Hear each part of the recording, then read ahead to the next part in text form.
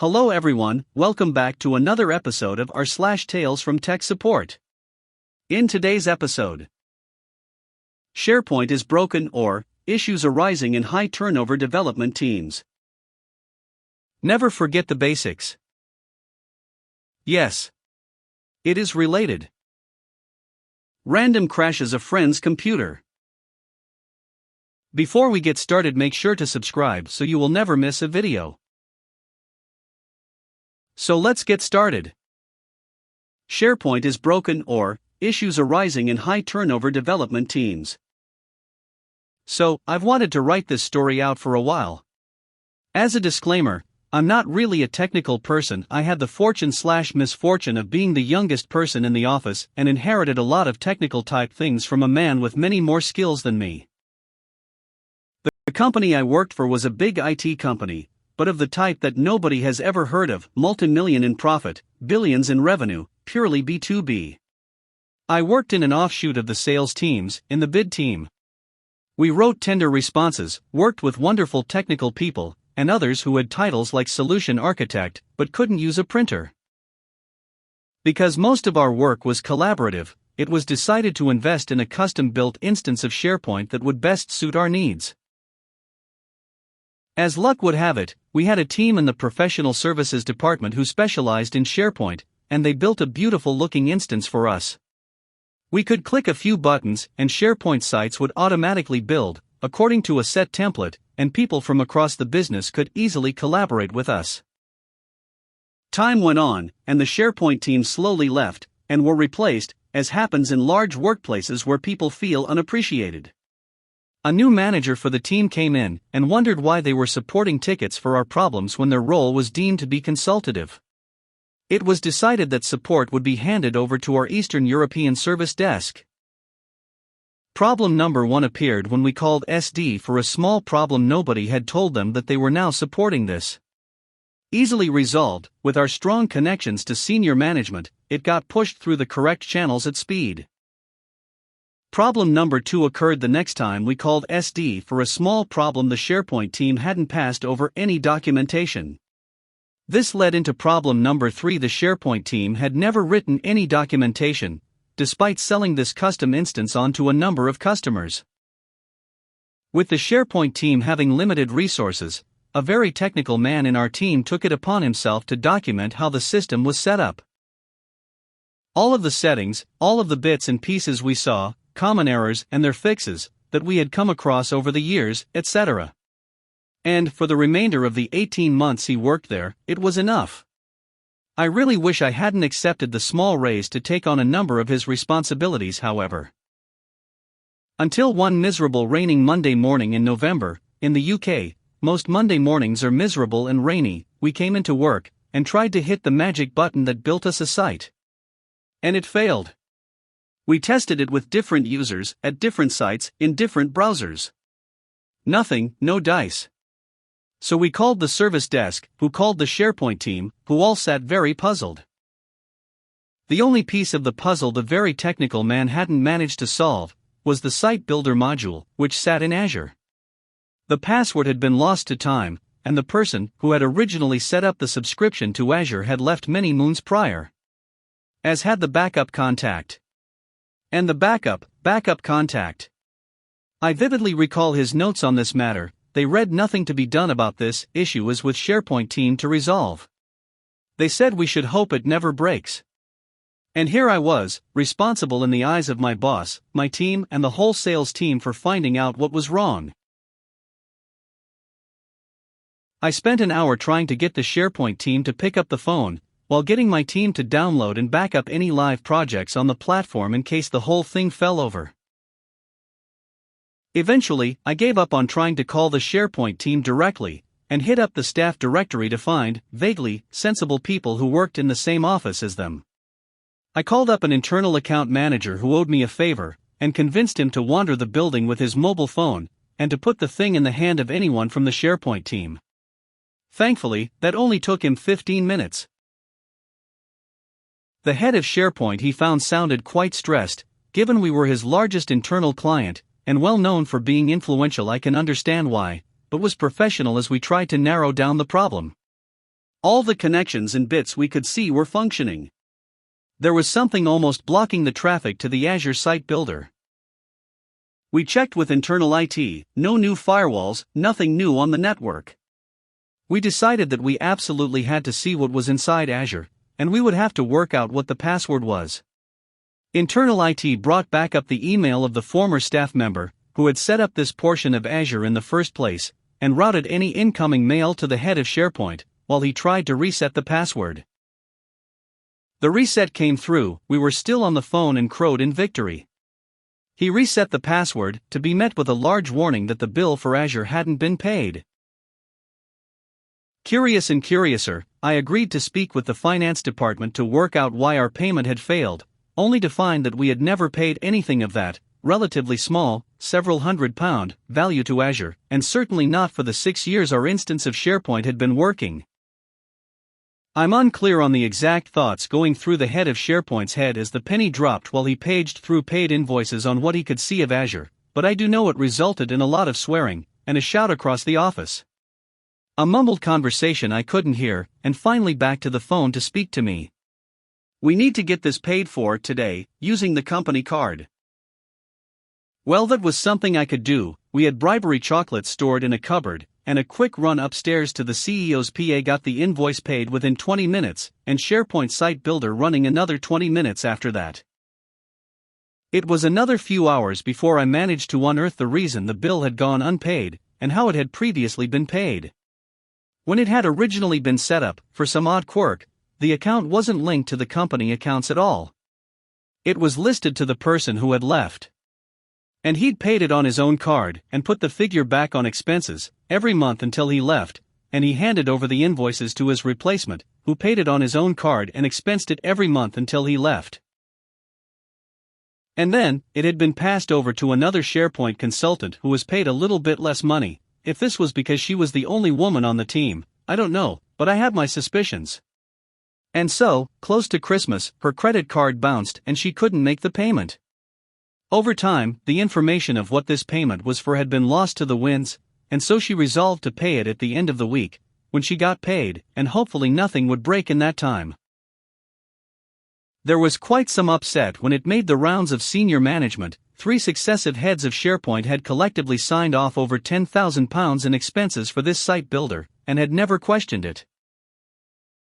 Expenses rules were tightened and time passed, and the SharePoint team, always a low-revenue earning team, was eventually phased out entirely. This year, I started a new job at a new company, but I still stay in touch with a few people at the big IT company. A week after I left, SharePoint went down again, but this time entirely. They couldn't work out why it was broken, and now nobody in the business had the skills to fix it. I'm glad I missed that headache. I hear they've now switched to Teams. Never forget the basics. So for some very short backstory, I work as a data center technician for a fairly large ISP. So a few months ago, I was sent out to the data center, as one of our older mail relay servers went down. By this point the server had already been rebooted by remote hands, who verified that they could see a CentOS login screen, so the server itself was up, leading us to believe it was a network fault. I arrive in the DC and head up to the cabinet, and the first thing I check is the NICs at the back of the server. Link lights were solid, and the activity lights were blinking away happily, so I got to work. Some of you might already see where this is going. I grabbed a caddy, logged in, and started running some tests. First tried a ping test. Destination net unreachable. Not a great sign, so next was a traceroute, but the connection died on the very first hop, which made me think it might be the switch it was connecting to. Now, we hadn't had any other complaints about anything else being down, so I knew the switch was likely not dead, but it needed to be checked. I started a continuous ping before jumping on the phone with one of our network guys who tried finding the switch, using our aggregation switches, on his end to no avail. Truthfully, one of our best networking wizards, one that likely would have found the switch simply because of how well she knows our environment, wasn't available, so a fair amount of time was spent trying to find said switch, before he eventually gave up and told me that I needed to trace the cabling to locate the switch made. Worse by the fact that whoever had installed the equipment, long before my time, had decided to label nothing. If any of you have ever worked in a data center, you know how much of a headache this can be, especially when you have multiple switches across 3 rows of cabinets, 22 cabinets per row. Fun. So I dutifully grab a ladder, but before I proceed to trace this cable to the ends of the earth, an idea hits me, one that probably should have smacked me in the face when I first walked in. I walked back over to the server, disconnected both Ethernet cables, and reconnected them, and went to check the monitor. 64 bytes from 8.8.8.8, ICMP_sec equals 7 TTL equals 60 time equals 1.24 ms. I proceeded to facepalm hard enough to leave a nice red mark before packing up and heading home. Turns out the reboot that our remote hands did fixed what was actually wrong. But when they connected a display to check for login prompt, they bumped the Ethernet cable just enough that we had link and activity lights, but without a functional network connection. To add, we did improve our network diagrams and DC layout a lot in the following weeks to make sure we could find any of our switches with relative ease going forward. Moral of the story: never ever skip the basics. No matter how much the blinking lights try to convince you to. Yes. It is related.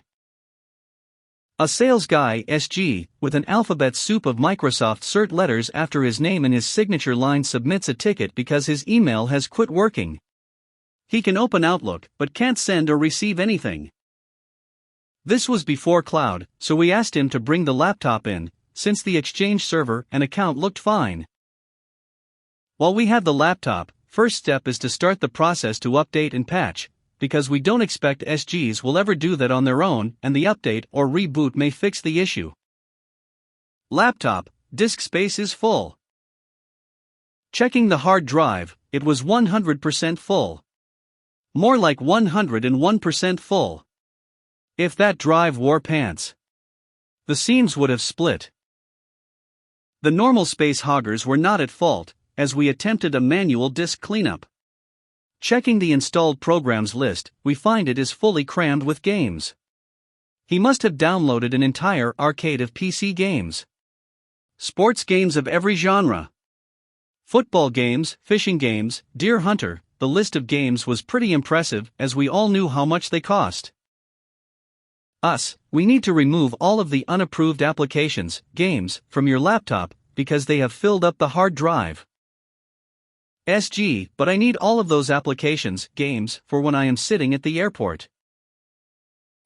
We will be removing them because they are not approved, and they are filling up the hard drive, which is affecting all of your apps. SG, but I only need you to fix my email. I don't have a problem with my hard drive. You do have an issue with the hard drive. It is so full that it is failing when it tries to save the draft of the email you are trying to write. SG, you're just making that up. I'm talking to the VP because you're just telling me that to cover up your incompetence. I have certificates from Microsoft, and I know more about it than you do, and I just need you to fix my email. VP, delete the unapproved apps, then fix the email. Magically, email works fine after freeing up disk space. We successfully update everything he hadn't updated for months, and hand it back to him. SG, you were just using the games as an excuse to put the blame on me, because you couldn't figure out the issue with my email quick enough. You must have just found a patch or rebuilt my profile or something. I am going to talk with my Microsoft buddies to figure out what the issue really was. It can't possibly be related to the hard drive being full. Microsoft buddies, your hard drive was full. So, yes, Mr. Certified Deer Hunter, it is related. And we have issues with you on so many levels. Random crashes a friend's computer. A few years ago, a friend asked if I could have a look at his computer next time we visited. I'm okay with this. A lot of my friends are not exactly computer savvy, and they know I work in IT. I haven't had anyone overdo it and want me to fix everything now, so it works well. One of my sisters and her family may be the subject of another post sometime. So, next time my wife and I are visiting, we're in the Bay Area, friend in Sacramento, I take a look. Computer is not exactly a fast one, all he does is internet, email etc., he's a console gamer. He mentions a mutual friend looked at it a while ago and fixed an issue. Mutual friend is decent with IT, and no idiot, not an IT person, but trustworthy and knows when to stop and ask someone like me. So, I start the basics, nothing untoward, A/V updated and scanning and fine, nothing weird installed in all respects, a unremarkable thing.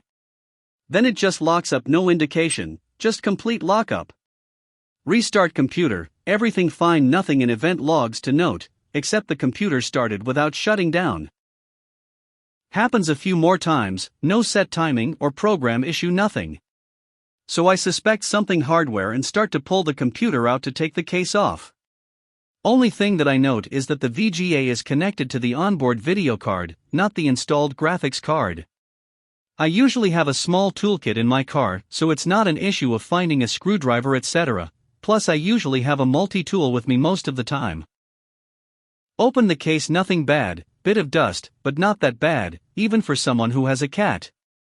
Memory good, processor good, heatsink attached well, fans slightly dusty, but not anywhere near to cause a overheat.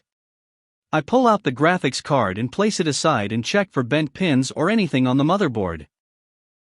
Nothing, not even a small hairline crack on a motherboard that was the problem I found on a computer years before, think 1998-ish. I pick up the graphics card and realize what the problem is. There are 5 exploded capacitors on the graphics card. I put the computer back together, and it now doesn't randomly crash anymore. My friend mentions that our mutual friend had looked at a graphics issue when they were visiting a few months before, and moved the connection to the other VGA connector. I agree that would be a fix, but think he's missing telling me something, so I make a mental note to ask him next time we see him. Next time I see our mutual friend, I talk to him about it. He had his usual he didn't do what we told him to do.